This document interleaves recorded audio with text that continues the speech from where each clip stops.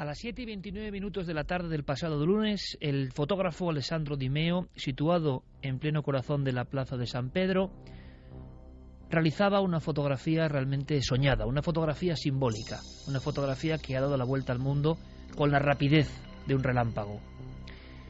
Sobre la mismísima cúpula, sobre casi la parte más alta, podríamos decir, de la plaza más sagrada de la Casa de Dios, caía fuego del cielo.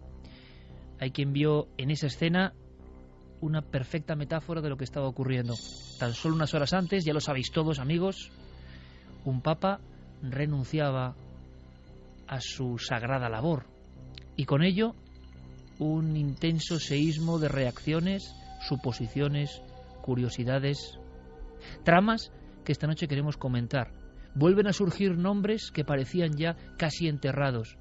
Estamos en la resaca de las profecías del 2012 y sin embargo queda mucho que hablar de San Malaquías, de Nostradamus, del tercer secreto de Fátima o de la clave 11. Porque para más INRI, según los estudios de profecías, esto ocurría un 11 de febrero. Que habla de realidad y que habla de exageración. El inconsciente colectivo recibe un aldabonazo tremendo. En los últimos siglos no había ocurrido. Un papa que renuncia y medio mundo se pregunta ¿por qué? ¿Qué hay de fondo? Una primera oleada, como suele ocurrir, de aceptación.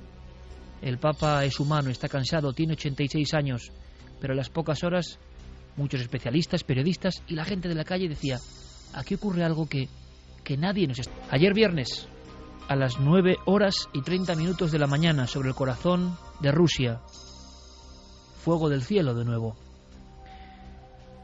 Dicen que el incidente más parecido a Tunguska ha ocurrido en los últimos 100 años. Tunguska nos parecía la vieja fotografía oscura de muchos árboles tumbados en un extraño y siniestro círculo. Tunguska era el peligro que viene de las alturas, la sensación de que somos muy pequeños y que vagamos por la inmensidad cósmica, tropezándonos a veces con lo inesperado. Pero Tunguska estaba muy lejano. Y al mismo tiempo que muchos expertos papales decían que no pasaba nada con la renuncia del Papa, tranquilidad, todo bajo control, esto es normal. Los mismos incluso que días antes habían hecho artículos riéndose de ciertas amenazas de asteroides, del temor del ser humano, de lo llorica que es el ser humano con lo que viene del cielo, los mismos nos decían, nos gritaban en sus tribunas diferentes, no pasa nada, todo controlado. Lo que ha pasado en Rusia tampoco es para tanto. Sin embargo, que se lo digan a esos más de 1000 heridos. Ese cristal podía acabar perfectamente en la yugular o en partes vitales. Podíamos estar hablando de muertos que por fortuna no los ha habido. Que se lo digan a esas personas que se arrojaron al suelo en diferentes poblaciones creyendo que había habido una deflagración nuclear. Los expertos que se lo digan a ellos. Eso de todo bajo control, ¿no? Porque la gran pregunta que se hace, repito, la gente normal y corriente, como vosotros o como nosotros, es si todo está tan controlado, si las personas hablan con tanta autoridad, con tanto mapeo o escaneo del espacio, con tanto conocimiento sobre dónde estamos, qué somos y hacia dónde vamos, ¿de dónde viene este objeto? ¿De dónde viene esta especie de luminaria? ¿Es un objeto? ¿Se han recuperado fragmentos? ¿Qué está ocurriendo? Es cierto que Nostradamus, y os lo vamos a contar y a leer, habló de estos 2 soles el día de la renuncia del Papa. Pero seguro que queréis saber más. Los mismos, seguramente, los mismos que dicen que no pasa nada porque renuncia un Papa después de tantos siglos, los que quieren que no sepamos lo que de alguna forma discurre en las alcantarillas del poder y lo sagrado, los mismos que dicen que no ocurre nada aunque tengamos un Tunguska sobre áreas urbanas, los mismos seguramente son los que aseguran también que no hay ovnis. Ayer a las 8:02, por si faltaban pocas cosas en esta semana, el Centro de Control Aéreo de Barajas detectaba 2 ecos ovni sobre una zona próxima entre Madrid, Segovia y Burgos. Un vuelo denunciaba una especie de situación extraña. En el radar pudieron ver 2 ecos misteriosos. Nos lo va a contar la persona que estaba allí en las pantallas. Por fortuna, un poco de claridad. Ocurría ayer, en el momento preciso de la deflagración sobre Rusia, de ese gran meteorito. algunos dicen hoy que no era un meteorito, que era otra cosa. Bueno, vamos a escuchar y vamos a intentar sacar conclusiones. Pero este caso oculta o esconde algo más asombroso. César Cabo nos lo va a contar. En la misma zona, exactamente en la misma zona, un poco más al norte del puerto de Somosierra y ya fuera de la Comunidad de Madrid, resulta que otro avión había sido escoltado, pero en esta ocasión el piloto, el comandante, pudo ver el objeto u objetos, prácticamente entró en pánico, se puso muy nervioso y le preguntaban qué es lo que estaba viendo. Él respondió, y son casos que solo podéis escuchar aquí en Milenio 3, él respondió directamente: mire, no sé lo que es. Nunca antes habías estado tan cerca de lo desconocido. Milenio 3. Cadena SER. Nuestros mismos compañeros de deportes, con el buen trabajo que hacen, nos lo preguntaban al salir. ¿Quién decía eso del último papa? Le respondíamos ahora mismo a nuestros compañeros: San Malaquías. Hay que hablar, el público, vosotros queréis saber. ¿Es cierto que se habla de un Pedro Romano? ¿Es cierto que un Pedro Romano es hoy uno de los futuribles papas? Pero lo que todo el mundo también quiere saber, evidentemente, es qué pasa con ese objeto u objetos que han surcado el cielo, que han estallado, que han provocado una luminaria impresionante. Bien, tenemos últimos datos, pero tenemos algo más sorprendente, que lanzamos al vuelo Lori 38. Santiago Camacho, compañero, buenas noches. Buenas noches, Iker. Es un hallazgo que simplemente nos deja, bueno, con esa sensación ante todo lo profético. Todo puede ser interpretable y reinterpretado. Todo tiene diferentes matices, pero hay un documento que quiero directamente que leas a toda la audiencia. Pues este documento es la cuarteta 41 de la segunda centuria de las profecías de Nostradamus. Y dice así: la gran estrella durante 7 días arderá. Nublado hará 2 soles aparecer. El gran mastín todas las noches aullará. Cuando el gran pontífice cambie... Últimos datos, teletipo, porque ¿qué pasa con ese objeto? Ese asteroide, ese meteorito, ese cometa, ese bólido, lo que sea. ¿Se están buscando sus fragmentos? ¿Ya hay fragmentos? Buenas madrugadas, Iker. Pues mira, no hay fragmentos, todavía no se han encontrado. Se están buscando en el lago Chebarkul, que es donde presuntamente ha caído uno de esos meteoritos, porque se cree que han sido varios. Al entrar en la atmósfera se han roto de un gran meteoro y esos meteoritos han caído en diversos lugares. Aparte de en el lago, se está buscando en otros 3 lugares donde presuntamente los vecinos han visto que algo explotaba, algo estallaba. Lo que se sabe hasta el momento, una roca que en principio decían que podía medir unos 10 metros de diámetro. Vale, pues ya vamos por 17 metros de diámetro.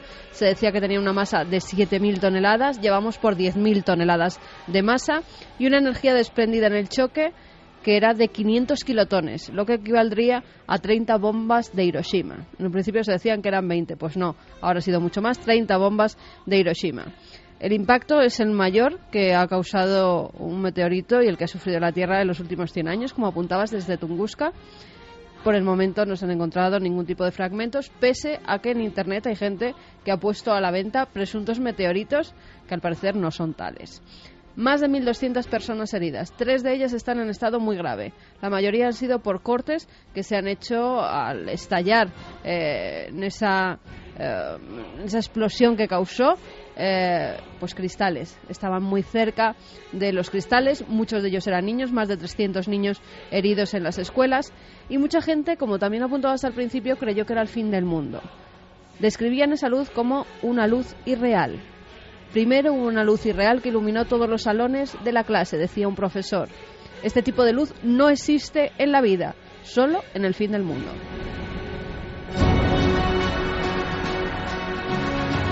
Algo más, porque hoy es importantísima vuestra participación para el tema meteoritos, para el tema OVNI, para el tema renuncia del Papa. Hoy es muy importante que hagáis el programa más que nunca con nosotros, porque aquí va a haber grandes tertulias. Queremos que, como ya tenéis casi toda la información, que recibáis contenido que no os va a dar nadie más, pero aparte, por supuesto, que opinéis. Vías de contacto abiertas. Vamos con esas vías de contacto porque ya nos están llegando además informaciones, antes incluso de empezar el programa, de personas que están viendo esta misma noche en los cielos algo parecido a luces anaranjadas, es lo que describen. Luz anaranjada, circular en el cielo hacia las 12:30 de la noche. De esta noche. En Córdoba, eso en es. Córdoba, bueno. En Córdoba. Javi, seguiremos muy atentos. Javi, buenas noches, compañero. Buenas noches, sí que... Ahora nos contarás porque has podido hablar con españoles que se tuvieron prácticamente que tirar al suelo pensando que era una deflagración nuclear. Sí, gente que estuvo allí, que recuerda esos momentos como unos momentos de gran tensión y que, bueno, nos van a contar de primera mano cómo se vivieron esos minutos en los que no sabían qué era lo que estaba ocurriendo. Estamos muy atentos, por supuesto, con Fermín Agustí, con Noel Calero, nuestro compañero de los mandos, toda la información que esté llegando, porque quizá en alguno de los momentos tenemos que conectar directamente con espectadores y oyentes. Nos lo decía Esperanza Serrano. Esperanza Serrano nos decía que podía ser que alguien le explique esto. ¿En Córdoba, 12:30 de la noche? En Córdoba, dice, luz intensa naranja circular bastante grande, imposible que fuera un avión, pues la luz se vería más pequeña y más lejana. En un principio iba a una velocidad lenta, constante, y luego ha empezado a ir más rápido en dirección este, pero de repente ha girado hacia el norte y ha desaparecido. Vamos a dar las vías de contacto, Iker, milenio3 con número @cadenaser.com, y en las redes sociales, en Facebook, en Twitter y en Google Plus nos pueden buscar en Nave del Misterio. Todo coordinado por Guillermo León, que tengo que decir que ha hecho un trabajo realmente impresionante. Nuestro compañero Guillermo, a través de ikerjimenez.com y las redes sociales, impresionante. Emitiendo vídeos, opiniones al minuto. También es la nueva forma de los medios, ¿no? Al minuto. Grabaciones, testimonios. Nos quitamos el sombrero, Guillermo, con tu trabajo. Ahora estará muy atento, registrando cualquier tipo de información. Información como la que tiene, cómo no, nuestro compañero número 1. Por cierto, mi profecía se cumplió, número 1, y se reafirmó esta semana, el maestro del Prado. Le vamos a llamar ya así. Le vamos a llamar maestro del Prado en vez de Javier Sierra directamente. Javier, buenas noches, compañero. Buenas noches, Iker. Vaya semanita. Vaya semanita, sí. Intensa, fascinante, y la verdad que bueno, de esas que a cualquiera de nosotros nos hubiera gustado vivir, en fin, desde hace muchos años, ¿no? Es que además el compañero Diego Marañón me decía, es que esto llega a ocurrir de alguna forma, y Guillermo también, digamos que asentía a través de las redes, ¿no? En la comunicación febril que hemos tenido trasvasando datos. Me dice, esto llega a ocurrir hace un mes y pico, en la última semana de diciembre, renuncia del Papa, Tunguska en vivo sobre una ciudad en Rusia. Bueno. Y no olvidemos otro factor. Los medios de comunicación han estado bombardeándonos también en esta semana con la proximidad de un asteroide, el 2012 DA4, que pasó ayer, ¿no? Muy cerquita de nosotros, por debajo de las órbitas de muchos satélites artificiales, más cerca que ningún otro cuerpo celeste detectado jamás por la ciencia moderna, y todo en una conjunción que realmente ponía los pelos de punta. Estamos todavía impactados, hay que decirlo, ¿no? Es que incluso los ecos de este misterio del bólido extraño de Rusia llegan hasta nuestro país, y ahora lo vamos a contar. Se están viendo cosas en los cielos y muchos piensan que puede tener que ver con este fenómeno de los meteoritos, pero curiosamente llevábamos una semana con sesudos hombres que nos quitaban cualquier tipo de temor. Algunos incluso, es curioso, de todo tipo de rango y conocimiento científico y periodístico, aseguraban que era una paranoia compartida, la de ese miedo al espacio exterior, y que era imposible que ocurriese lo que precisamente ha ocurrido, lo que era inimaginable. Y ahora abrimos tertulia, por supuesto, y damos todos los datos. Javier, es que los ecos de esta explosión en los cielos extrañísima lleguen hasta España. Sí, la noticia del meteorito ruso ha impactado tanto que inmediatamente muchos ciudadanos se han puesto en contacto con diversos medios de comunicación, advirtiéndoles que ellos también han visto cosas sobre los cielos de nuestro país. Claro, virtualmente es imposible, es decir, estamos hablando de una distancia de 7.000 kilómetros la que nos separa desde los Urales, desde la zona donde, en fin, se han vivido estos hechos impresionantes, pero a última hora de ayer ya surgían algunos testimonios desde los extrarradios de Madrid, desde Alcobendas, donde algunos vecinos se pusieron en contacto con varios diarios digitales, advirtiendo que ellos, la noche anterior, es decir, a las 9:30 de la noche del jueves, habían visto ya una estrella bastante más grande que el resto del cielo, desplazándose lentamente y dejando un rastro de luz anaranjado cerca del polideportivo de la Dehesa Boyal en Alcobendas, en Madrid. Claro, los expertos inmediatamente consultados han descartado que tenga nada que ver con lo de Rusia, que tampoco tiene ningún tipo de asociación con esa piedra cósmica que ha pasado hace escasas horas cerca de nosotros. En fin, han tratado de minimizar el impacto diciendo que nada de esto está relacionado, creando, yo creo que, una sensación de incredulidad en la opinión pública. Claro, ¿Cómo es que nunca se habla de esto y de repente nada está relacionado cuando todo viene del cielo? Claro, y sobre todo, y lanza la primera cuestión, y por supuesto con la participación de todos los oyentes esta noche tan interactiva. Bueno, primero, por ejemplo, lo de la cuarteta de Nostradamus es el único documento que sepamos, Santi, que une, entre comillas, claro, las dos posibilidades, pero nosotros mismos, hay que decirlo, Nostradamus, no sé qué opináis, es tan críptico que se puede sacar cualquier conclusión, pero eso del pontífice cambiando de terreno y 2 soles, de verdad que es un encaje de bolillo sorprendente, ¿eh? Hasta la referencia al mastín, ya que al propio Ratzinger se le ha llamado el Rottweiler de Dios. Es decir, parece que hay una conjunción de simbolismos, al menos curiosa. Desde luego las profecías, las cuartetas de Nostradamus son tan absolutamente ambiguas que se pueden interpretar de cualquier manera. Pero el hecho de por lo menos un cambio de estado en un pontífice unido a una serie de señales en el cielo, sí que efectivamente es muy llamativo. Bueno, luego comentaremos todo el material que tenemos sobre el Papa, desde el misterio de Celestino V, el Papa anterior que provocó algo parecido hace tantos siglos, y todo lo que está ocurriendo, repito, San Malaquías, si encaja o no, tercer secreto de Fátima, clave 11, ¿qué está ocurriendo? Pero, por supuesto, lo primero, el asunto de ese Tunguska, ¿se puede hablar así? A ese nivel de Tunguska. Desde luego, en otras partes del mundo, Carmen, ha habido más denuncias antes y después, que es lo curioso, Javier, antes y después. Mira, de fragmentos. Anoche cuando estaba pasando el asteroide, a nosotros nos llegaban mails, pues muy poquito después, sobre las 12 de la noche, medianoche, a las afueras de Madrid, donde decía que se habían reunido para ver con prismáticos cómo se acercaba el 2012 al que has hecho referencia.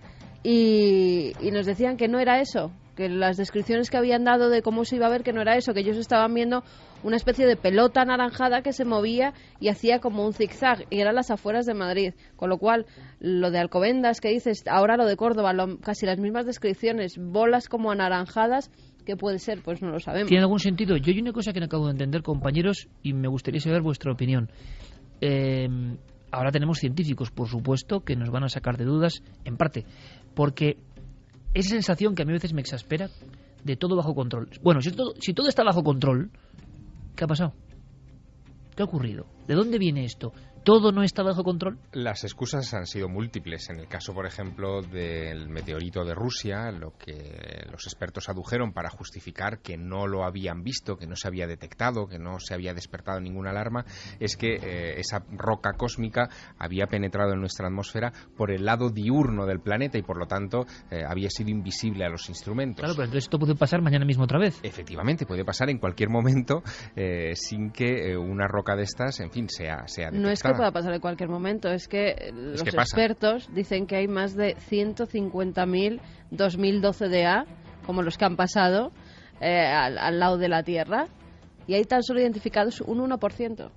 Es decir, los que no están identificados, que es el 99% restante, pueden ser más grandes que este y pueden pegarnos un pepinazo en cualquier momento, que yo creo que, si no es por casualidad, como este que lo identificaron por casualidad desde Granada, no nos enteramos que este existe ni que va a pasar tan cerquita de la Tierra. En Rusia, además, pueden empezar a pasar cosas, porque las autoridades, las máximas autoridades del país, se han alertado por lo sucedido y empiezan a darle crédito ya a esos proyectos científicos hasta ahora muy minoritarios y en fin, de poca relevancia pública, que son los relacionados con los NEOs, ¿no? Los Near Earth Objects, los objetos cerca de la Tierra, que en Estados Unidos sí que tenían cierta financiación, pero que en Rusia, hasta la fecha, pues no, además dice que son ¿no? muy caros. Uno de los ministros, el viceprimer ministro ruso, Dmitry Rogozin, así se llama, dice que él lo plantea en la OTAN. Que planteó en la OTAN, oye, ¿por qué no hacemos un lugar desde donde se vigilen este tipo de meteoros mucho antes de que ocurriera esto?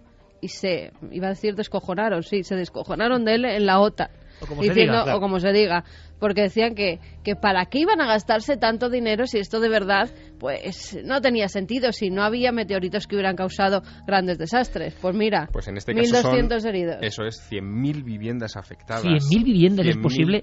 100.000 viviendas. 6 ciudades diferentes, por lo que yo no sé si son más. Seis. Bueno, es que si nos ponemos a repasar cifras, estas empiezan a ser bastante espectaculares. Claro. El cálculo de daños, que desde luego es muy prematuro todavía y que se completará en las siguientes semanas, causado por este sobrevuelo de un meteorito y su estallido en el aire, que incluso algunos llegan a pensar que esto no ha impactado, no vamos a encontrar ningún cráter ni nada por el estilo. Pero hay fotos de un cráter, ¿no? Sí, hay fotos de un lago helado. Un lago, exacto, de un agujero en un lago helado, ¿no? Pero lo que dicen es que el cálculo de daños ronda ya los 25 millones de euros, casi todos en cristales de ventanas, hay que subrayar. Ha habido algunas fábricas que yo he visto con grandes daños, incluso en estructura. Una fábrica de zinc, concretamente, porque además es que resulta que Chelyabinsk es uno, sus habitantes lo llaman popularmente Tankogrado. Es una pieza clave de la industria militar rusa. Es uno de los sitios donde se fabrican, lo llaman Tankogrado porque se fabrican todos los tanques allí, donde se fabrica tanques, armamento pesado. Incluso hay una instalación nuclear enorme donde se procesa plutonio y donde se almacenan prácticamente la totalidad de los combustibles agotados de las centrales nucleares rusas. No ha habido daños en esa zona que se sepa. No, pero podía haber sido... Y un cementerio de desechos nucleares también está en la misma podía haber ciudad. sido terrorífico justo en esa zona. Y es que lo que planteaban Carmen y Javier tienen toda la razón. Es que realmente tenemos un objeto que desarrolla 500 megatones de potencia que se nos ha venido encima y que no lo hemos visto hasta que lo hemos tenido justo encima de nuestras cabezas. La verdad es que, por muy responsables que sean nuestros dirigentes a nivel internacional, creo que algo debería hacerles pensar esta circunstancia. Es curioso porque nos da la sensación sincera, por eso hacía yo la primera fotografía, un poco hilando los temas de esta semana apocalíptica, podemos decir, no lo sé, desde luego muy movida, muy intensa, pero un acontecimiento como el ocurrido sobre el corazón de la vieja Unión Soviética de inmediato nos pone la postal en la cara de lo poco que somos, ¿no?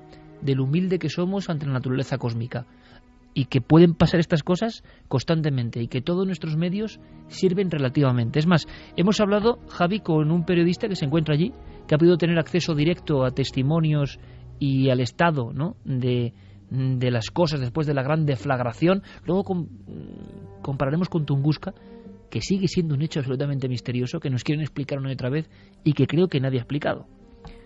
¿Quién es este periodista, Javier? Este periodista es Xavi Colás, que es corresponsal del Mundo en Rusia.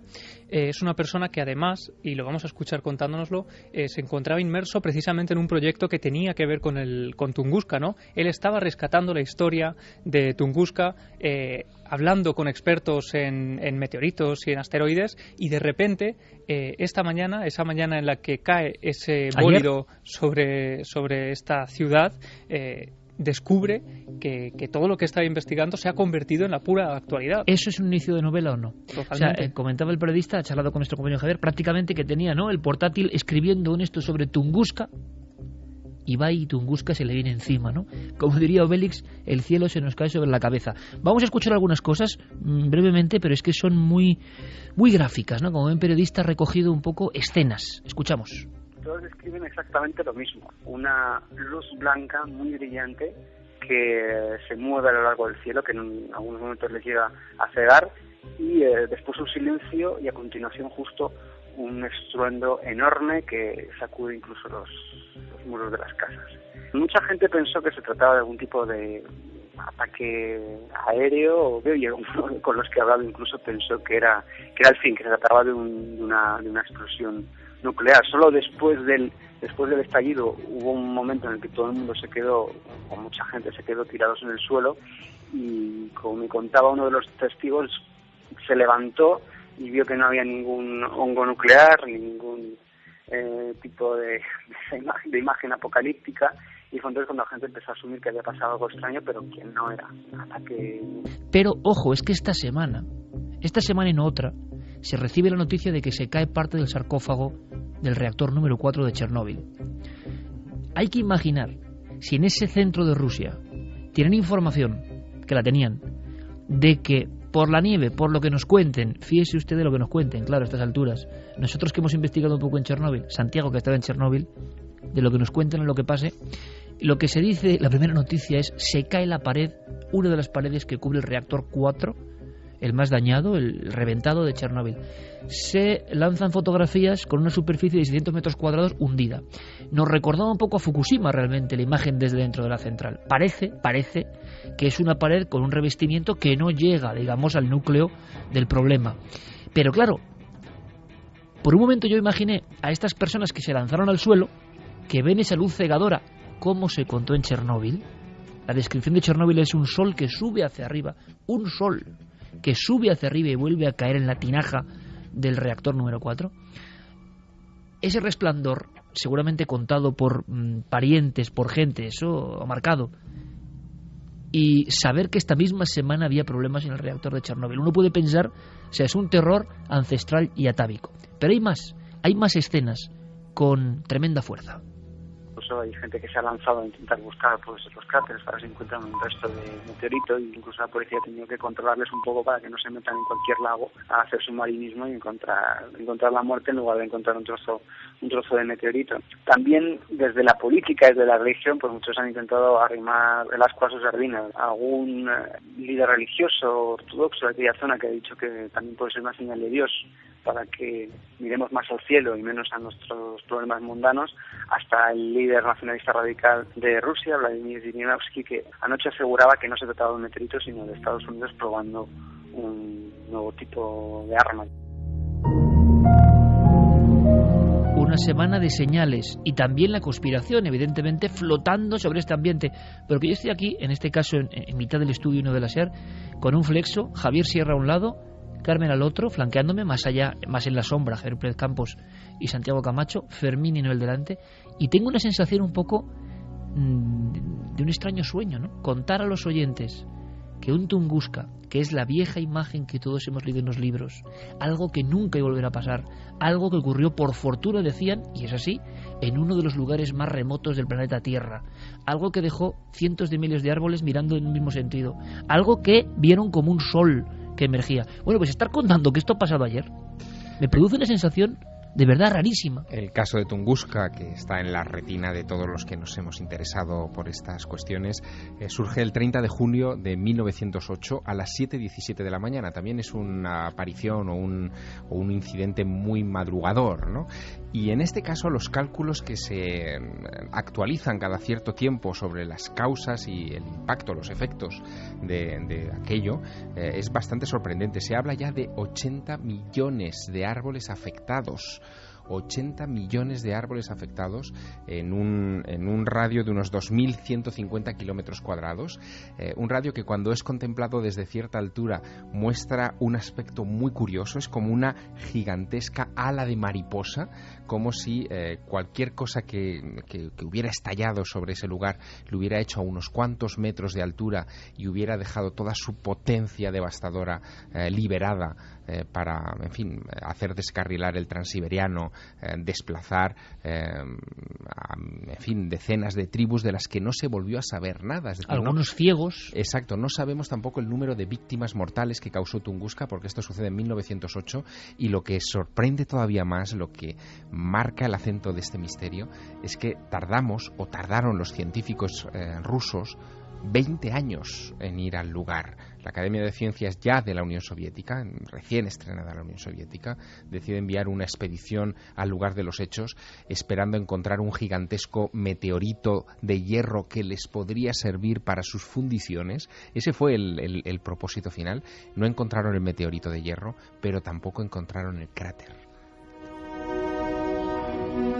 Leonid Kulik y las investigaciones en Tunguska, pero es que hasta día de hoy, un siglo y 3 años después, bueno, y 4 años después, sigue habiendo incógnitas, no se han encontrado, hay hay un inmenso debate entre quienes creen que han encontrado fragmentos que tienen que ver con Tunguska y quien dice que siguen poniendo problemas para llegar a la zona. Sí. Nosotros hemos intentado en diversas ocasiones que nuestro equipo de televisión vaya allí y hacer un reportaje sobre Tunguska, y te ponen todo tipo de trabas para que al final no vaya. Se han hecho reportajes, sí, se han hecho algunos. Te estoy diciendo, de nuestro equipo, las veces que lo hemos intentado no hemos podido ninguna. Y sigue habiendo un debate, ¿no? Y se habla en los medios de comunicación, precisamente cuando ha ocurrido este hecho, de el meteorito de Tunguska, cuando no sé yo si está demostrado del todo que sea un meteorito. Ahora, lo que sí es indemostrable es, por ejemplo, esa teoría que entra dentro de la conspiración, y yo no sé, Santi, qué se está diciendo en el mundo de la conspiración, en un mundo global donde se comparte la información, en esas redes más clandestinas de alguna forma, ¿no?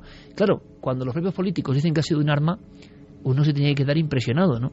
Bueno, hay que ver el perfil del político que lo dice. Vladimir Zhirinovsky es el presidente del Partido Liberal Ruso y es un incendiario político profesional. Es un tipo muy polémico que da unas declaraciones siempre muy exageradas, muy extremistas, y no solamente ha dicho que esto podía tratarse, no, él ha afirmado que se trataba de un arma secreta estadounidense, sino que además lo justificaba diciendo que el secretario de Estado John Kerry había estado intentando reunirse con Sergei Lavrov, su homólogo ruso, estos días, pues precisamente para advertirle de que esta prueba iba a tener lugar. Efectivamente, esa reunión sí ha tenido lugar, pero parece ser que ha sido porque ambas potencias están muy alarmadas por las pruebas nucleares de Corea del Norte y querían pactar una posición común.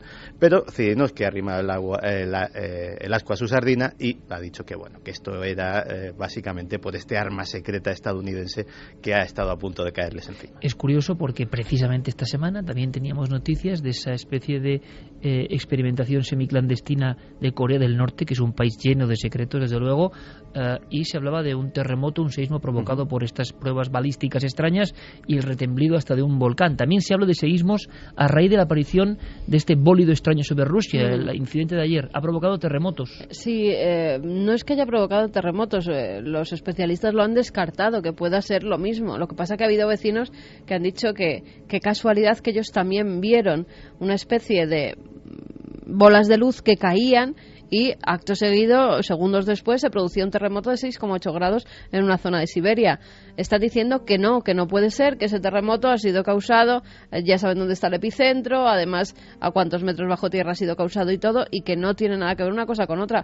Pero vaya usted a saber, también están diciendo que el asteroide 2012DA no tiene nada que ver, y en cambio otros astrofísicos dicen que bueno, que es que estudiar la órbita, el movimiento por el que han caído los meteoritos, y que dentro de un tiempo verán si tienen algo que ver o no, con lo cual ya lo están poniendo en duda. Y ha habido además más casos, es decir, ha habido otra esfera anaranjada que ha cruzado el cielo de la bahía de San Francisco, es decir, sitio más poblado probablemente imposible en todo el planeta, delante de millones de testigos, y en Cuba también ha habido otro acontecimiento. También esfera anaranjada. Unos pescadores, sí, a las 8 de la tarde estaban pescando y de repente ven cruzar por el cielo una gran bola, lo describían ellos así, que dejaba una estela, con lo cual se está hablando de bólido, de meteorito, lo mismo. No saben qué es y no han encontrado tampoco ningún tipo de restos. Hay muchas instituciones muy importantes, además, que se encargan de la vigilancia, de alguna forma, de este tipo de objetos. Imagino que ahora en una época de crisis no es buen momento para nadie, pero sí hay una sensación de no control, ¿no?, sobre lo que ocurre en el espacio, aunque evidentemente el mensaje tranquilizador es que todo está bajo control, como ocurre con casi todas las cosas un poco extrañas. Vamos a saber un poco qué ha pasado con españoles que estaban allí en el epicentro de la catástrofe, entre comillas, pero antes me gustaría que nuestro público escuchase a algunos científicos y expertos. Es significativo lo que cuentan del peligro, esto es muy claro, que suponen estos objetos y el descontrol que hay, ¿no? Nuestro compañero José Manuel Nieves, director de Ciencia y Tecnología de ABC, y el director del Observatorio de Almadén de la Plata, en Sevilla, nuestro amigo Miguel Gilarte, porque ambos, y yo incluso tengo que reconocer que a veces les he enfriado la pasión por el tema, diciendo, bueno, yo no sé, lo veo tan lejano, esto de los meteoritos. Ellos siempre, los dos, están diciendo, no, cuidado, Iker, que esto sí que es peligroso, pero no se cuenta. Les escuchamos. Tenemos un grave problema, porque yo pienso que el mayor peligro que tenemos nosotros son los asteroides. Yo creo que ni siquiera una guerra una guerra nuclear, ni siquiera las erupciones volcánicas. Nuestro planeta necesita ya una respuesta científica, yo creo que contundente y eficaz, ¿no? Para poder destruir o desviar el mayor peligro para la humanidad, que como digo son las amenazas de los asteroides, ¿no? Sigo insistiendo que lo más importante es detectarlos. Los grandes los conocemos, los medianos conocemos algunos, pero los pequeños, y los pequeños pueden acabar con una ciudad entera, esos no los conocemos. Y lo que hay que hacer es un toque de atención, porque antes o después habrá una desgracia, y habrá una desgracia grande. Esto ha sido un susto, pero si esa roca es un poquito más grande y cae encima de una ciudad, en lugar de heridos por cortes de cristales y por la onda expansiva, pues tendríamos miles de muertos. Semana de la renuncia del Papa. Después de ¿cuánto tiempo, Javier? ¿Después de cuánto tiempo? Celestino V. Ah, bueno, han pasado, fíjate, desde el siglo XII, desde el siglo XII, efectivamente. Es que estamos hablando... Sí. 800 años. 800 años. Ya ha pasado esta semana. Y algo parecido de Tunguska, 100 años, ¿no? O sea, por lo menos estamos ante una noche absolutamente histórica. Sí, donde se repiten ciclos extraños, eso es verdad, ¿no? Porque incluso, fíjate, en el caso de Tunguska, una de las cosas que se llegó a decir es que podría haber sido un fragmento de un cometa que en ese momento pasaba cerca de la Tierra, ¿no? Es algo que nos hemos olvidado, pero el cometa Encke, en el verano de 1908, es uno de los cometas, en fin, con órbita periódica perfectamente estudiados, estaba pasando cerca del planeta y algunos pensaron que quizá un fragmento fue lo que impactó, sin demostrar. Todo esto está sin encontrarse, sin demostrar. No sabemos si fue antimateria, si fue un cometa, si fue un asteroide, si fue el rayo de la muerte de Nikola Tesla. No tenemos ni idea. O cuidado, que es que recuerda las teorías de Kazantsev y Zaitsev, ¿no? También, que de podía la ser... Academia de Ciencias, hablando también uno de ellos de un artefacto desconocido que estalló, ¿no? Bueno, se ha hablado de todo, pero curiosamente había españoles, ¿no? En una zona que nos puede parecer tan remota. Has podido hablar con algunos de ellos, Javier, y para resumir, ¿qué comentaban? ¿Qué decían? Pues hemos hablado en concreto con Benet Presas, que es concejal de turismo de Salou. Él estaba precisamente en esa zona concreta, justo en esa ciudad, en Chelyabinsk. Él estaba en un hotel junto a su gente, ¿no? A sus colaboradores, que estaban viajando por toda Rusia, precisamente haciendo una labor de promoción de la Costa Dorada. Ellos se levantan esa mañana y dicen que no son muy testigos del sonido. Ellos descubren que está ocurriendo algo por la luz, por esa luz que algunas personas decían que era una luz irreal, ¿no? Pues ellos es curioso que muchos confirman lo mismo, muchos testimonios, ¿no? Una luz irreal, una luz que no parece de este mundo, una luz con una gran claridad. Y como ocurre en el arte, ¿verdad, compañero? A veces lo que sale en las cámaras no es exactamente lo que percibían los testigos in situ, ¿no? Debía ser una luz muy impresionante. Ocurrió en Chernóbil lo mismo, ¿eh? Hay muchos testimonios de la luz de Chernóbil, que es más, muchas personas tuvieron gravísimos problemas, no sé, en Santiago Camacho, porque se quedaron mirando el espectáculo. Sí, en un sitio además el Puente de la Muerte le llaman, que tenía perfecto acceso visual directo con el reactor número 4, y ahí hubo un montón de gente que se quedó toda la noche mirando el espectáculo de fuegos artificiales, y muchos de ellos no pasaron las 24 horas siguientes. Claro, porque la lluvia seca de esa especie de materia del confín del universo les estaba atravesando. Algunos notaron, incluso decían, ¿no?, como un impacto. Dice, llovía pero sin llover. Es una de las declaraciones más impresionantes de Chernóbil. Grupo de ciclistas, y cuando llegaron a su casa vieron que estaban con un moreno. Era el moreno de la muerte nuclear, ¿no? ¿Cómo quedaría de irradiado ese puente, que a día de hoy sigue siendo zona prohibida? Es decir, se puede ir razonablemente por casi todo Pripyat con tu guía, pero justo el puente, que efectivamente quedó irradiado directamente de todo lo que salía del reactor, a día de hoy es una zona absolutamente prohibida para los turistas, y no ha podido tampoco ser desmantelado ni ha podido ser desmontado de una forma segura, porque aquello todavía conserva una dosis importante de radiación. Y hilamos esto en una semana en la cual también Chernóbil ha sido noticia, porque las descripciones, Javi, si leemos los informes de los testigos, los que sobrevivieron y los que no, que dejaron plasmada su impresión, hablaban de luz irreal, que es de las pocas veces que yo, bueno, en algún caso de estos raros de ovnis lo he escuchado, ¿no? Sí. Pero una luz que no es ni artificial ni natural, que es muy clara y que debe impresionar mucho, pero incluso a nivel psicológico, ¿no? Tiene una carga psíquica muy fuerte ese encuentro. y es lo que se refleja en los periódicos de medio mundo, lo que dice muchísima gente.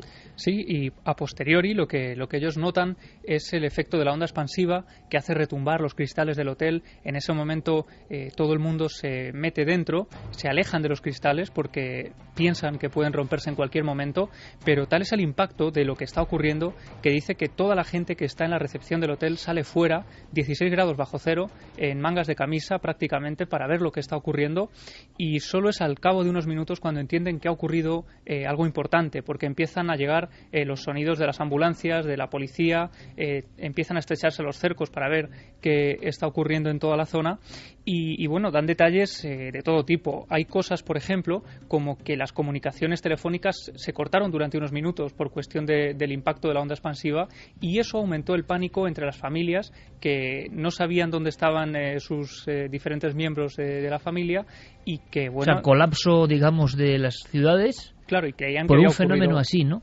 Y nos cuentan y nos dicen que, hombre, los grandes están más o menos controlados. Si un artefacto de este tipo cae a plomo, ¿qué provoca? O sea, provoca un accidente muy serio. Claro, estamos en el tiempo de Internet y se han difundido fotografías que no tenían nada que ver de algunas minas y lugares muy célebres, incluso con fuego perpetuo, como si fuese el cráter de Rusia. O sea, es un poco la picaresca de la red que llega ya a un nivel...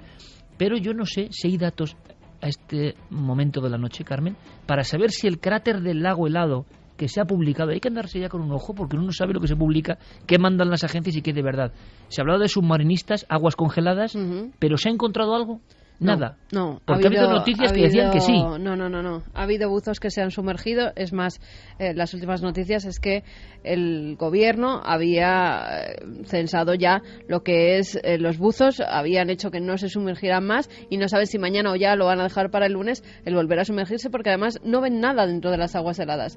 Dicen que está la visibilidad malísima y que no han encontrado absolutamente nada, con lo cual han acordonado la zona. Eso sí que se ha visto en fotografías. No dejan acercarse a la gente porque muchos quieren sumergirse, y lo que han hecho es poner vigilantes allí en la zona hasta que los buzos especializados en eso vuelvan a sumergirse en esas aguas e intenten encontrar algo. Lo que sí han hecho ha sido analizar el agua donde supuestamente ha caído el meteorito. El agua de ese lago, que además ese lago da agua a mucha gente, que la gente lo bebe, con lo cual era un peligro. Y dicen que parece un meteorito bastante férreo, es decir, que tiene bastante hierro, pero que no hay ningún peligro para la salud de las personas que están bebiendo ese agua. Lo que siempre dicen, que luego vendrán enfermedades... Yo bebería embotellada. Ya, pues... Y que tiene mucho gamma, mucho rayo gamma, dicho. ¿Radiación gamma? Eso es. No creo. Sí, pero sí que tiene radiación gamma, que ya se ha analizado, pero que no es, está en los límites de que no es peligrosa para el ser humano. Bueno, pues fíjese usted de lo que digan, ¿no? Yo desde luego no me fiaría mucho, pero porque uno se vuelve desconfiado con el tiempo. Pero de todas las imágenes que están surgiendo ahora mismo en estos minutos de lo que ha pasado, ¿qué es lo que más os llama la atención a nivel gráfico, a nivel periodístico, amigos, a nivel de reacciones? Yo no las he visto, imágenes de mucha gente ensangrentada, sí. Y tú dices, ¿cómo que un meteoro en las alturas provoca esto? Es que es un contraste. Bueno, a mí lo que me ha llamado la atención es que está empezando a funcionar la sociedad de la información. Todo el mundo va con sus cámaras de vídeo a cuestas, dentro de los teléfonos móviles. Luego te cuento de por qué hemos podido ver también todas estas cosas, que es un fenómeno muy ruso. Porque eso es increíble, es decir, en otras circunstancias y en otra época se hablaría de esta noticia, pero no tendríamos los vídeos, ¿no? que son realmente impactantes del fenómeno, no ya de las víctimas, sino del propio fenómeno. Bueno, dicen... Esas imágenes las tenemos porque en Rusia prácticamente la totalidad de los coches llevan una camarita que graba absolutamente todo el trayecto y todo lo que se hace con ese coche. ¿Por qué? Porque el caos circulatorio en Rusia es tal que los accidentes son continuos. Y es más, hay picaresca de gente que se lanza a las ruedas de los coches para simular accidentes y pedir luego una indemnización. De tal manera que todos los conductores se han provisto de estas cámaras para grabar todo lo que sucede y poder aportar en un juicio pues esa grabación como prueba. Pues gracias a esa picaresca rusa tenemos imágenes absolutamente increíbles de este suceso natural. Hay una circunstancia que también están bregando ahora las autoridades, que es que no tenemos que olvidarnos. A día de hoy en la zona, esta noche noche hay 12 grados bajo cero y se ha quedado sin ventanas. Es decir, están repartiendo mantas, tienen un problema muy serio porque estamos en pleno invierno ruso y las ventanas son evidentemente necesarias, ¿no? Vamos a ver qué dice nuestra audiencia rápidamente. Sigo muy confuso con la teoría de es que venía por el lado diurno, no sé, venía por el extremo izquierdo, yo que sé por dónde venía, ¿no? La explicación, y por eso, oiga, es que no se puede hacer nada. Y claro, de repente el ser humano es consciente de que, pues eso, podemos ser bombardeados en cualquier momento por un montón de elementos. No lo teníamos en la cabeza. Es que era ¿no? lo que decía José Manuel Nieves, los meteoros de entre 5 y 10 metros de diámetro, parece que podía ser más grande, no son detectables. O sea, no hay ahora observatorios que se dediquen a detectar a esos pequeñitos, sí a los más grandes. Por eso lo del 2012 que una cosa, otra información que ha salido ahora, ha pasado muy cerquita de la Tierra. Pero es que en el 2080 dicen que tiene todas las posibilidades de impactar directamente contra la Tierra. Y este es más grande. No, el mismo, el 2012. Por eso digo, pero que este es mucho más grande comparado. Sí, claro, este se carga, 70 metros de aire. Este se carga gran parte del planeta. Vamos con los mensajes. Milenio3 con número @cadenaser.com, y en las redes sociales nos pueden buscar en Nave del Misterio, tanto en Facebook como en Twitter como en Google+. Queridos amigos de Milenio, la pasada noche del jueves 13 de febrero, alrededor de las 22 horas, es decir, 10 de la noche, estábamos en el jardín de nuestra casa mirando las estrellas como tantas noches y vimos en el cielo un cuerpo luminoso celeste avanzando a gran velocidad, sentido noreste. Realizó una elíptica descendiente estallando y emitiendo un gran destello anaranjado. Vivimos lejos de la gran ciudad, por lo que tenemos la gran suerte de ver un cielo muy despejado y sin contaminación lumínica. Residimos en el Vergel, muy cerca de Denia, Alicante. Lua y Álvaro nos lo contaban. Sobre las 0:50 de hoy se ha visto una especie de esfera anaranjada en los cielos de Jaén. Ha sido durante pocos segundos el tiempo que se ha podido observar, nos lo decía Isaac. Curioso, porque antes nos escribían de Córdoba y ahora de Jaén.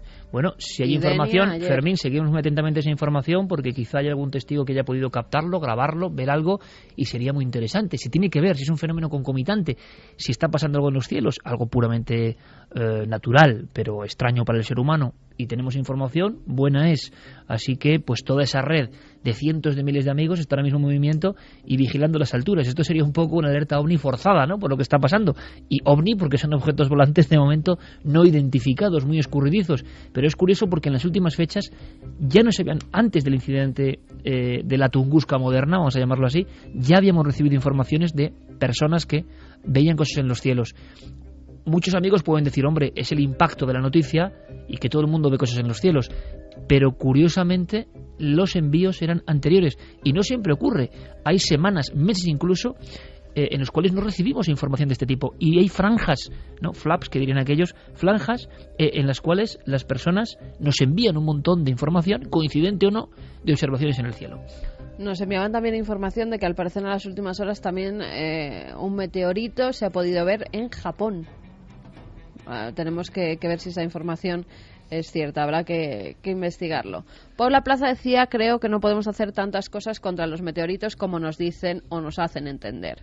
Lola García, en la Biblia dice, el Apocalipsis, caerán bolas de fuego, aunque también dice que nadie sabrá ni el día ni la hora.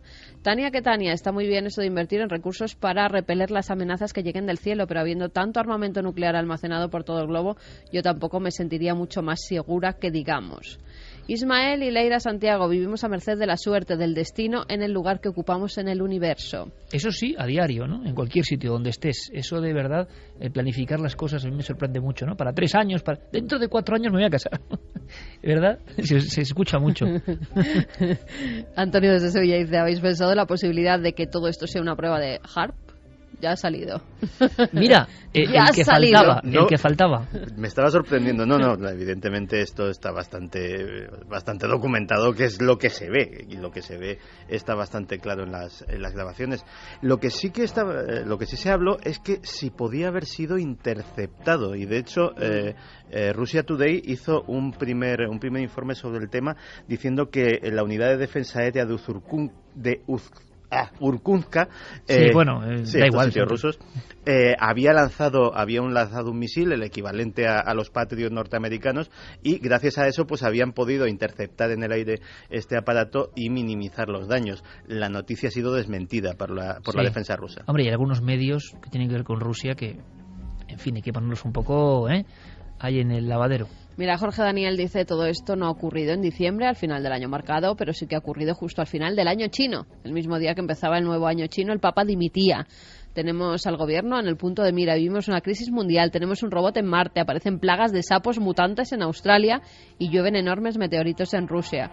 Y llueven también arañas en Japón, creo que era. Lo de toda la vida de Dios, O sea que... Los mayas hablaban, según los expertos, de un importante cambio de ciclo. Los mayas compartían la más importante deidad con los aztecas, Quetzalcóatl, serpiente emplumada. Y curiosamente siempre he pensado que muchas de sus criaturas guardan una interesante similitud visual con los dragones chinos. Bueno, es el año de la serpiente chino, ¿no? Tendría algo que ver. Luego hablaremos mucho de simbología y significados para el planeta entero con el asunto de la renuncia del Papa. Veréis, yo no digo que sea así o no, lo que dicen los expertos es sorprendente, pero todos coinciden en que algo muy potente se está moviendo en las corrientes esenciales de este planeta. En Cádiz también han visto una luz anaranjada sobre las 22:45.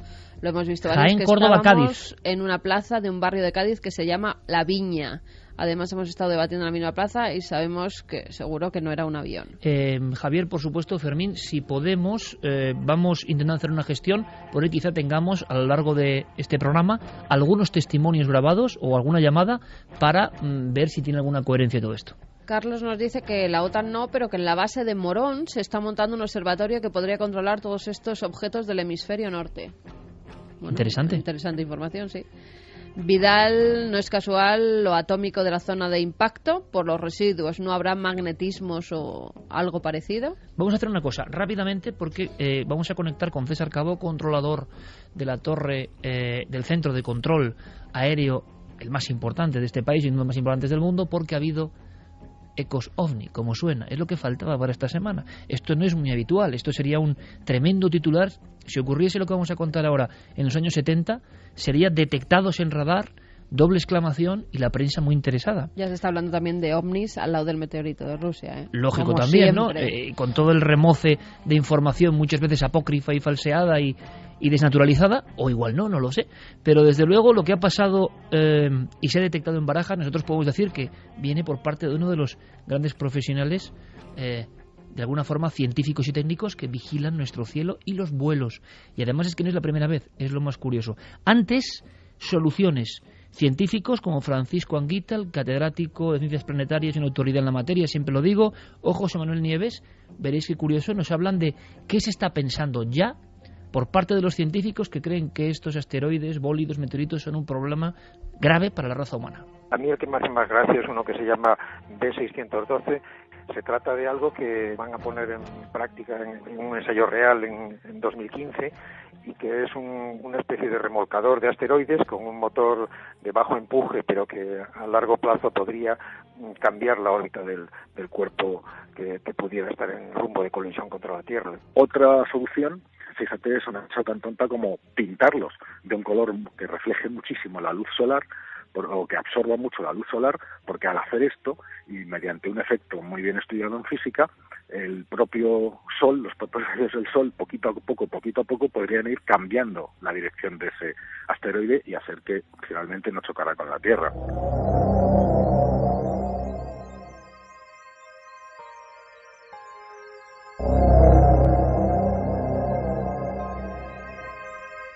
Este mismo sonido que nos pone Noel Calero, Rendezvous 1, Jean-Michel Jarre, 1986, de alguna forma también parece un gran sonido, un gran rugido del espacio o de la propia Madre Tierra.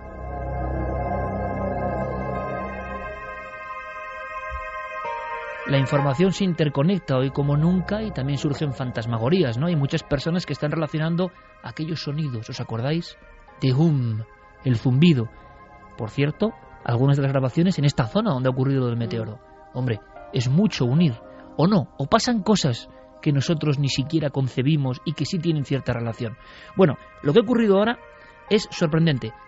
La tarde de ayer, a las 20:03, y desde luego hay que agradecer que personal del ámbito del control aéreo español, que era un mundo absolutamente hermético, hable, como ya pudimos hacerlo hace un año y pico, de ovnis o de ecos extraños, que pueden tener seguramente explicación. Ahora, como vais a ver, hay casos realmente complejos.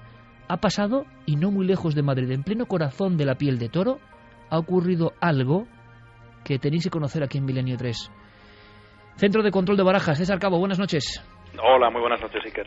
Ha ocurrido algo que quiero que nos cuentes hace prácticamente unas horas, ¿no?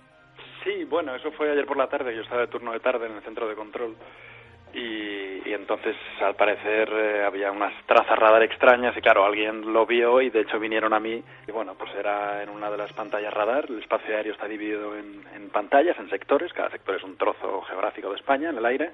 Y entonces había un avión, que no sé si era de Air Nostrum, ahora mismo me dudo, creo que era un Air Nostrum, que la pantalla veía el controlador, bueno, la controladora en este caso, que había dos trazas, o sea, como dos puntos al lado del avión, sin identificar obviamente, porque es un radar primario que no identifica, pero se veía que iban como escoltando aparentemente. Entonces le preguntó la controladora al piloto si veía algo.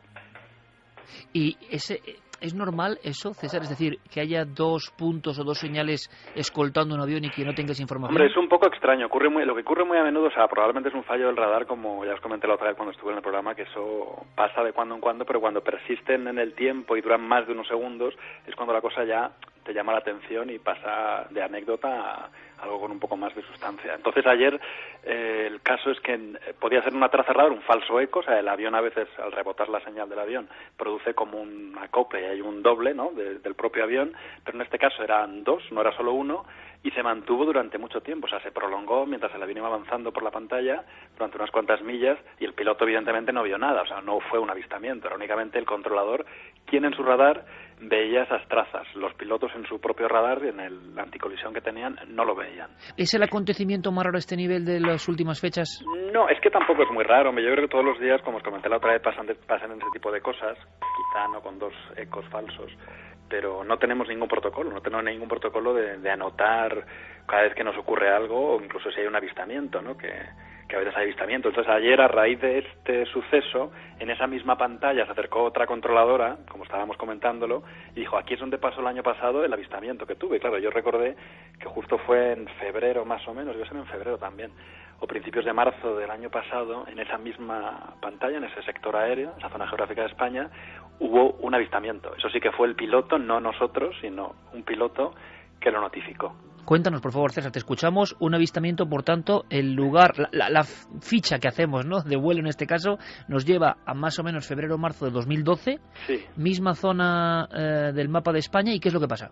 Pues aquí hay una controladora que está recibiendo instrucción. Bueno, constantemente hay controladores que vienen y pasan un periodo de instrucción con un controlador al lado que te supervisa, obviamente, y luego pasas unos exámenes y ya estaba recibiendo la instrucción y vieron en la pantalla radar, pues lo que te he dicho, una traza, una traza radar, pero no identificada, una primaria, o sea, no era el rombito con toda la información de un vuelo, sino que de repente ven un puntito en la pantalla, pero que en vez de ir, o sea, con la estela que te decía de velocidad, pues esto iba a una velocidad disparatada. O sea, cruzó la pantalla en 4 barridos, cuando realmente lo cruzan pues en 30 y pico. O sea, aquello iba a una velocidad absurda, que es muy raro, pero claro, es que ningún objeto vuela a esa velocidad. O sea, 10 veces más que un vuelo convencional. Pues yo creo que sí, no sé exactamente si 10, pero vamos, 5, 6, 7, o sea, en unos cuantos barridos del radar, aquello había cruzado el sector. Entonces, bueno, les llamó la atención, pero como digo, pues se asume que es un fallo del sistema, del radar, porque no tiene mucha lógica. Y al cabo de unos minutos, en esa misma zona, después de haber ocurrido esa cosa un poco extraña, que es bastante raro,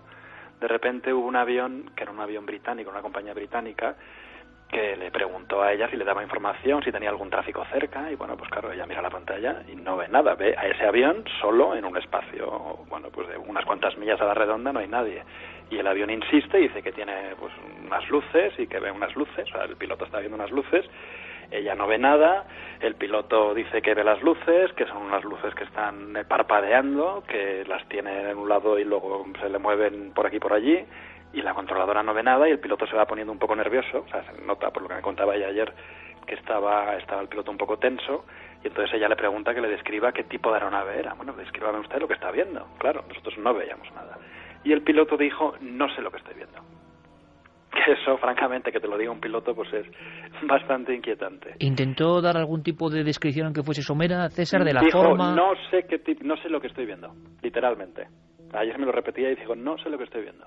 Y eran una serie de luces, por lo Eran tanto. luces que parpadeaban y que se movían, y entonces el avión, como estaba nervioso, pidió descender para un poco pues quitarse de ahí en medio, ¿no? No tenía por qué descender, era un avión que estaba sobrevolando el espacio aéreo, no venía a Madrid, pero pidió descender y cambiar de nivel. Entonces cambió de nivel y al parecer las luces aquellas también cambiaban de nivel. Pero bueno, al cabo de un poco ya desapareció. Y lo curioso, César, es que ocurre en la misma zona donde ha ocurrido este eco extraño.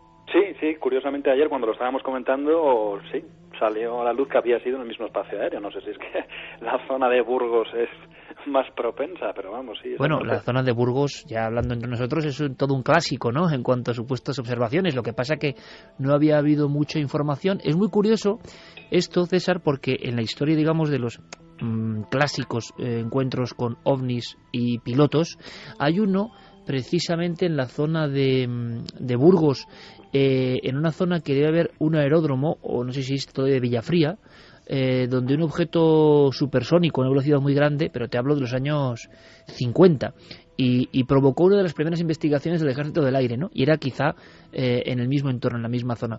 Me contabas que el piloto se había quedado un poco inquieto, era un piloto inglés. Sí, era un piloto británico, y sí que me dijeron que además tú lo notas, nosotros cuando estamos controlando los aviones, igual que si nosotros nos ponemos nerviosos, ellos lo detectan, también nosotros lo detectamos, que suele ocurrir cuando hay tormentas, cuando hay unas tormentas, que es cuando más se complica el tráfico aéreo, pues los pilotos se ponen más tensos y nosotros tenemos que intentar tranquilizarles desde tierra, que para eso estamos, ¿no?, para dar orientación y para controlar. Entonces sí que lo notaron que estaba el piloto. Hombre, yo me imagino que claro, estás volando, ves unas luces, te dice el controlador que no hay nada, y tú estás viendo físicamente una cosa ahí pegada a, yo qué sé, pues a 10 milímetros, a 10 kilómetros de altura, pues hombre. Y con la sensación de seguimiento, que es lo que se reproduce un poco en la pantalla, por lo menos en este último caso, de sea lo que sea el caso, pero de acompañar al avión, ¿no? Sí, lo estaba acompañando. Sí, el piloto quiso un poco quitarse de en medio, empezó a bajar y aquello bajaba y luego ya un momento que se fue. Después, como siempre, César, no se suele saber nada, ¿no? No se hace incidencia de esto. Porque no hay ningún protocolo, no se le pide al piloto que describa más, nosotros no tenemos ningún registro, que bueno, tampoco es que a lo mejor investigues y descubras más, porque si en el radar no sale y el piloto te puede hacer una descripción física de lo que ha visto o cree haber visto. Pero bueno, por lo menos sí que puedes tener una estadística y ver cada cuánto ocurre, qué tipo de sucesos son, si son fallos del radar, si realmente hay avistamientos físicos del piloto, en fin, pero no hay un protocolo. ¿Fueron casos diurnos o nocturnos? No, esto fue por la tarde. No, esto era por la noche. Esto fue en el turno de tarde. Ayer era el turno de tarde y eran ya las 8, debía ser de noche. Y lo del año pasado era también por la noche, sí, porque el piloto veía las luces. Era de noche. Oye, César, te agradecemos muchísimo, como siempre, la amabilidad que tienes con nosotros, el informarnos, y eso sí, por favor, cuando vuelva a ocurrir alguna cosa de este tipo, conectamos de inmediato, ¿vale? Muy bien, perfecto. Un abrazo muy grande y a seguir vigilando los cielos, César, gracias. Y vamos a hacerlo, vamos a investigar, veremos si tenemos respuesta con la claridad y apertura que nos ha dado en este caso César Cabo. Allí lo vivieron, centro del control, me imagino, porque ya hemos contado 2 o 3 casos en el último año y medio, pero me imagino la expectación. ¿Os imagináis ese mundo también a veces tan de película, ¿no?, de las pantallas siguiendo a los aviones y todos arremolinados en una pantalla porque se está viendo algo que oficialmente es imposible? Lo decía, 2 ecos a la vez escoltando en la misma zona donde pasó el otro caso. ¿Qué ocurre? ¿Qué pasa? Esto siempre llega al cajón de lo marginal. Esto, en el fondo, es un material comprometedor, pero el propio César sabe muy bien que esto genera un enorme interés y fascinación. Está ocurriendo, ¿tendrá que ver con lo que está pasando ahora y lo que nos han dicho amigos de Jaén, Córdoba y Cádiz esta noche? Yo no lo sé. ¿O tiene que ver con algo de los asteroides? No lo sé, no encuentro ningún sentido, no tiene lógica, no aparente. Lo interesante es que el piloto, desde la propia ventanilla, hay que imaginarlo, vio cómo aquello le escoltaba, le rodeaba y bajaba con él, y lo define como con muchas luces. No sé lo que estoy viendo. ¿Hay más informaciones sobre avistamientos? De momento siguen ahí. Jaén, Córdoba. Sí, por la zona del sur. Que es sumamente interesante. Se han concentrado ahí. Jaén, Córdoba, Cádiz. Y unos días antes por la zona de Levante. Bueno, investigaremos, Javier, porque quizá tengamos testimonios muy interesantes. Pero esto demuestra, compañeros, sin duda, que el fenómeno, pese a quien pese, digan lo que digan, no se acostumbren a marginalizarlo, ¿no? Sigue presente o aparece justo ahora. ¿Por qué? Por algo. Bueno, desde luego estamos ante la semana más intensa de los últimos tiempos. hay que entrar de lleno, Noel Galero compañero, cambiamos de tercio, hay que entrar de lleno en la gran noticia no del año, sino quizá del siglo o de los últimos siglos, y que está repleta de códigos, de tramas, de conjunciones extrañas, de profecías. ¿Qué va a pasar? ¿Qué ha ocurrido? ¿Podemos sacar algo en claro? Desde luego que Dan Brown igual se está pensando, ¿no?, cambiar su libro, porque esto pega muchísimo, ¿no? Si es que tiene que ver Dan Brown con el libro. ¿Con qué libro? Con el que va a sacar a la luz dentro de nada. ¿Sí? Es que tiene suerte hasta en eso. Luego lo comentamos. Bueno, me parece muy bien, hay gente con estrella, quiero saberlo. Pero desde luego yo lo estaba pensando, digo, si alguien imagina una semana de acontecimientos absolutamente o tiene simbólicos, alguien en el Vaticano que le da la información, o Dan Brown tiene la suerte Planeta de tiene mucho cara, poder. vamos. Planeta tiene mucho poder y ha hecho una maniobra de... No creo que llegue hasta ahí. Bueno, nos ponemos serios porque de verdad estamos todavía un poco sorprendidos con muchas cosas. Esta era la voz, este era el acontecimiento, este era el momento en que el Santo Padre, que yo voy a intentar dar mi opinión también, porque aquí nos vamos a mojar todos, alguien que no es normal, en el sentido de que no se le puede juzgar como un trabajador normal, como un ser humano que está cansado, alguien que tiene otra responsabilidad que va hacia lo sagrado. Quien cree o no cree, eso ya es cuestión de cada uno, pero un representante de eso que es lo sagrado, de pronto se vuelve humano para muchos, y lo dicen con mucha tranquilidad, quizás sin ir al meollo de la cuestión. ¿Qué ha pasado para que ese hombre tome esa decisión? ¿Qué está pasando en el Vaticano? ¿Qué está ocurriendo en la Iglesia? Se dicen muchas cosas, pero él, Benedicto XVI, lo decía así. Qua propter bene consus pondus huius actus plena libertate declaro, me ministerio episcopi Rome, successore Sancti Petri, me per manus cardinalium, die undivicissima aprilis bis millesimo quinto commissum, renunciare iter da die,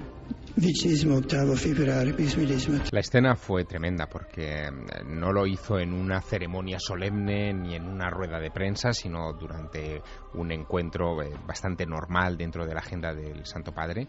Y una de las cosas que ocurrió muy llamativa es que los pocos periodistas que asistieron a aquel acto, prácticamente ninguno se inmutó. Solamente hubo una mujer de la agencia ANSA que sabía latín, porque estas declaraciones son en latín, la que de repente comenzó a ponerse muy nerviosa diciendo, pero he oído lo que he oído, ¿qué está pasando? Y es gracias a que esta joven de repente se dio cuenta de esta historia y lo radió por las redes sociales, que la noticia explosionó en cuestión de segundos. Fue esa circunstancia... Como un meteorito, ¿no? Exacto, como un meteorito. Sí, fue una circunstancia curiosísima. Luego vinieron las especulaciones y la primera de ellas fue muy llamativa, Iker, porque esto se produce el día 11. El día 11 no es un día cualquiera, es el día de la Virgen de Lourdes, de las apariciones de la Virgen de Lourdes, en un papa que ha estado apoyando desde antes de llegar a ser Santo Padre todo el asunto de las apariciones de la Virgen en general. Que una declaración de estas características le hiciera coincidir con uno de los grandes hechos aparicionistas de la historia de la Iglesia, en fin, seguro que no ha sido casual. Seguramente extendamos este dossier especial hasta el final del programa, porque lo que hay aquí, el tesoro y cofre que vamos a abrir ahora, hay tal cantidad de cosas increíbles que yo se los pido toda la atención, amigos, y vuestra opinión. Repetimos desde contacto porque hoy es un día muy especial y quiero calibrar la opinión de nuestros amigos y amigas. Milenio3 con número @cadenaser.com si nos escriben un mail, y también las redes sociales, Nave del Misterio en Facebook, Twitter y Google+. Porque es algo absolutamente inaudito. Solo hay un precedente realmente importante, Celestino V, que tiene una historia de misterio detrás alucinante. Pero desde luego, lo que muchos amigos quieren saber de inmediato a bocajarro, y es lo que vamos a darles, luego hablaremos de conspiración, tramas vaticanas, profecías, un montón de cosas, es qué pasa con eso de San Malaquías, si encaja con la famosa profecía de la que se viene hablando hace ya mucho tiempo, y por supuesto tendremos debate para opinar libremente. Pero antes, un auténtico dinamitador de la conciencia global, nuestro querido Enrique de Vicente, tiene varios elementos que, fíjate, Javier, Carmen, a mí me han sonado como auténticas bombas lanzadas, pero con mucha enjundia. Enrique lleva toda la vida en esto y es un experto en simbolismo. Javier Sierra, en su obra, El Maestro del Prado, nos enseña que dentro del arte la apariencia casi es lo de menos, la simbología y la esencia es lo que los maestros conocen. En este acontecimiento muchos ya no entendemos porque no hay manual de instrucciones, pero lo que intuimos es que están pasando cosas muy graves, muy fuertes, muy poderosas, muy esenciales, y que nos pueden contar lo que quieran, pero tenemos esa especie de inquietud dentro. ¿Estaremos viviendo tiempos absolutamente de tribulación? Escuchemos a Enrique, por favor. Mi pregunta es, ¿no quedamos en que el Espíritu Santo es quien elige a los papas? ¿No nos habían dicho que los papas son los representantes de Dios en la tierra? Que han sido reconocidos, son reconocidos teóricamente como infalibles, aunque sea por un decreto pontificio de hace siglo y medio, pero que ya eran aceptados como tales muchísimo antes por los creyentes. Entonces, si el Papa es el representante de Dios y está inspirado por el Espíritu Santo, con todos mis respetos, como cristiano creyente que soy, pregunto, ¿es que ambos dos, Dios y el Espíritu Santo, no le dan fuerzas o que están cansados y enfermos como él? Sí, podemos decir, pobrecito Papa, está muy agotado, pero hay algo por encima de todo el razonamiento que hagamos. Bueno, por eso, creo yo, y por muchas más cosas, el inconsciente colectivo está que arde, porque se están derrumbando sus cimientos. Es curioso, tengo que decirlo, porque Enrique lleva mucho tiempo hablando de esto, del inconsciente colectivo, de la red neuronal que mueve el mundo y de la cual muchas veces no somos conscientes, pero que nos influye. Te pido un esfuerzo, Javier, para una cosa que es la que todo el mundo tiene en mente. ¿Me puedes explicar en un minuto, dos? Profecía de San Malaquías. Y no se encaja, que nos lo va a contar Enrique y luego nosotros debatimos, pero ¿qué son las profecías de San Malaquías para tenerlo clarísimo? Enrique ha dicho ha pronunciado una frase que es tremenda. Dice, ¿es que acaso Dios y el Espíritu Santo se han cansado o pueden cansarse también? Ha dado a entender esto. Bueno, pues las profecías de San Malaquías lo que hablan precisamente es del agotamiento de la Iglesia y de la llegada del colapso de la Iglesia, que un papa como Benedicto XVI, un intelectual como Joseph Ratzinger, que conoce al dedillo las profecías, los vaticinios de San Malaquías, se haya prestado a esta renuncia, lo que está haciendo es abundar todavía más en la impresión de que estas profecías se están cumpliendo. ¿Quiénes son, qué son estas profecías de San Malaquías? Las escribe aparentemente en el siglo XII un obispo irlandés llamado Malachi O'Morger, que dicen que muere en los brazos de San Bernardo de Claraval, del fundador de los templarios. Este hombre enuncia en 111 sentencias, 111 lemas, las características de los papas que vendrán a partir de ese momento y que conducirán a la Iglesia hacia el final de los tiempos. En el siglo XII se hablaba de ese final de los tiempos con mucha intensidad. De hecho, hubo un teórico calabrés llamado Joaquín de Fiore que influyó mucho en San Malaquías y que hablaba de que llegaría un tiempo en el que la Iglesia rozaría al final, entraríamos en un reino milenario, un reino de 1000 años en el que señorearía la tierra Jesucristo en persona antes de llegar al combate final de la luz contra las sombras, del bien contra el mal, y Malaquías estaba un poco en esa onda, creía en esa historia. 111 lemas que se han ido asignando a un papa tras otro, empezando por Celestino II, un papa que vive en 1143 y al que él vaticina con el lema de Ex castro Tiberis. Celestino II nació en un castillo del Tíber. A partir de ese momento, todos esos lemas encuentran un sentido, bien sea en el nombre del Papa, bien sea en su cuna o bien sea en su obra.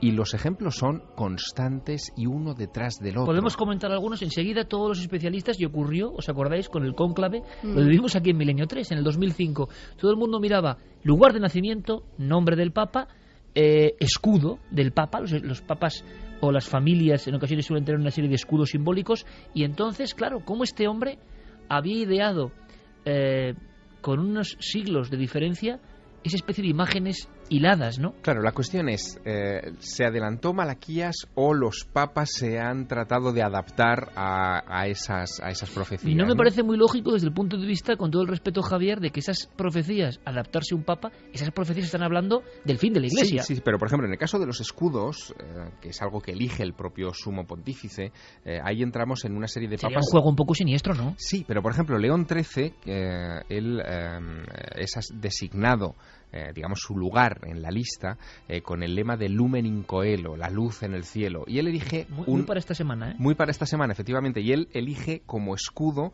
un campo con 2 flores de lis y un ciprés, y sobre ese ciprés una especie de gran meteoro, de gran luz, ¿no? El Lumen in Coelo.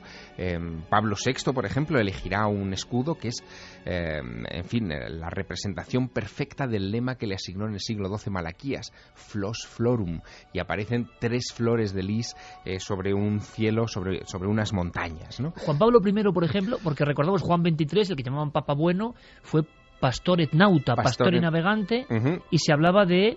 Bueno, su origen, él fue arzobispo de Venecia, es la ciudad de los navegantes por excelencia en la historia de Italia. En caso de su sucesor, en fin, Juan Pablo I, fue un papa muy efímero, como todo el mundo sabe, apenas duró 30 días, y el lema que se le asignó fue de Medietate Lunae, de la media luna. Albino Luciani era el nombre original. Albino Luciani, luz, luna, luz albina, en fin, encajaba como mucho en ese planteamiento. Juan Pablo II tiene un lema, si corresponde, estamos hablando de los últimos papas, si corresponde, es un poco más confuso quizá, ¿no? Aquí hablamos siempre como todas las profecías, se pueden coger casi con alfileres. Era... De Laboris Solis, de los trabajos del sol. Es el Papa 110 de esa lista, es decir, nos estamos aproximando al final de esa cronología imaginada o visionada en algún trance por este Malaquías, ¿no? De Laboris Solis, los trabajos del sol, se ajusta bastante bien al carácter solar, expansivo, en fin, sus viajes. A dar varias veces la vuelta. Efectivamente, de este Papa, ¿no? De Juan Pablo II. Pero, ¿y Benedicto XVI? Benedicto XVI, muy controvertido el lema, ¿no? Es el último que aparece en esa lista, antes del final, que luego hay un epílogo que comentaremos. Ese lema final es de Gloria Olivae, la gloria del olivo. Se especuló mucho sobre este asunto, pero claro, cuando Benedicto XVI sale a la palestra por el balcón de la Plaza de San Pedro, esgrimiendo ese nombre de Benedicto, inmediatamente los vaticanólogos lo asocian, claro, con el lema de Malaquías, porque la orden benedictina es conocida como la orden olivetana, la orden del olivo. Inmediatamente el vínculo estaba establecido, y no solo eso, sino que este Papa, Benedicto XVI, si en algo se ha destacado también, ha sido en intentar arreglar las relaciones con Tierra Santa, con los judíos, con el pueblo del olivo. Por lo tanto, la conexión estaría muy clara. Y luego había otra cosa más, que él de alguna forma fue representante del Santo Oficio actual, cuyo símbolo... Congregación para la Doctrina de la Fe. Pero fíjate, olivo, ¿no? Exacto, pero no sabemos todavía a fecha de hoy quién va a ser evidentemente el sucesor de Benedicto XVI, pero la profecía de Malaquías ya se ha cumplido. Porque, por lo siguiente, por un detalle sorprendente que seguramente aparecerá en los comentarios de los medios de comunicación según nos acerquemos al cónclave. Benedicto XVI pondrá en suspenso a partir del 28 de febrero su cargo. No me lo adelantes, Javier, porque Sí. esto pone los pelos de punta un poco, si no piensa en la profecía. Sí. Vamos a escuchar a Enrique, ¿te parece? Venga, y ahora hilamos. ¿Por qué he dicho esto, Javier? San Malaquías habla del fin de la Iglesia, de un periodo terrible y de la llegada de un tal Petrus Romanus, ¿no? Ese es el último, sí. Pedro Romano. Vamos a escuchar a Javier porque esto tiene mucho debate. El Papa Benedicto XVI hacía el Papa número 111 en la lista de papas de la profecía de San Malaquías. 111 y último, porque son 111 lemas, y después de este lema viene algo extraño. Una frase que dice, en la extrema persecución o prosecución, no queda claro, es decir, continuación, la Sacra Romana Ecclesia. Y luego viene un nombre, Pedro Romano, que pacienta sus ovejas en medio de grandes tribulaciones. Es un texto muy largo, y todo el resto de los 111 textos son brevísimos, son 2 o 3 palabras máximas. El último papa, según San Malaquías, es Pedro Romano. ¿Y qué va a pasar? ¿Qué va a ocurrir? Escuchamos. ¿Qué puede significar la última larga frase de la profecía de San Malaquías? No lo sabemos. Siempre se sabe cuándo es el papa siguiente, pero en este caso puede referirse a un papa o algo mucho más complejo, porque es una frase muy larga y dice Pedro Romano. Bueno, hay gente que ha dicho, pues, a lo mejor un papa siguiente que vaya a renovar la Iglesia adopte el nombre de Pedro Romano, que no ha adoptado ningún papa desde Pedro I, y sea Pedro II. Pero resulta que aquí se da una sincronización, una coincidencia asombrosa. Cuando el papa renuncie, el 28 de febrero, ya se ha hecho una división para que se repartan los poderes, es decir, él tiene un secretario de Estado que dejará de ser secretario de Estado, pero que seguirá siendo de alguna manera el factotum en el Vaticano, y es el cardenal Camarlengo. ¿Cómo se llama este personaje? Se llama Pedro Tarcisio Bertone, y nació en uno de los 2 pequeños pueblecitos que hay en Italia que se llaman Romano, es decir, en este caso en Romano Canavese. Escuchado como nosotros. Por eso Javier estaba tan impactado, compañero, ya lo entiendo. Es decir, con la renuncia inesperada del Papa, en este juego de simbologías, el poder lo toma alguien que se llama Pedro de nombre y que nació en Romano Canavese. Hay más conexiones porque esa profecía final habla de que la ciudad de Roma será destruida, en fin, da una serie de detalles que son idénticos al tercer mensaje de Fátima, que fue divulgado por Joseph Ratzinger, es decir, por el actual Benedicto XVI, y por Tarcisio Bertone. Pedro Romano. Pedro Romano. O un Pedro nacido en el pueblo de Romano, que solo hay 2 en toda Italia. Es un juego de simbologías, no hay que asustarse, ¿no? O sí, yo no lo sé, desde luego, yo no lo sé, pero esto me deja absolutamente fascinado. Espero que vosotros también. Vienen todos nuestros compañeros con toda la información, que ya veis que la semana está movida a nivel de misterio y a nivel de todo. Y nosotros, después de su crónica y su boletín, regresamos con todo informe, profecías, misterios, tramas vaticanas y la renuncia del Papa.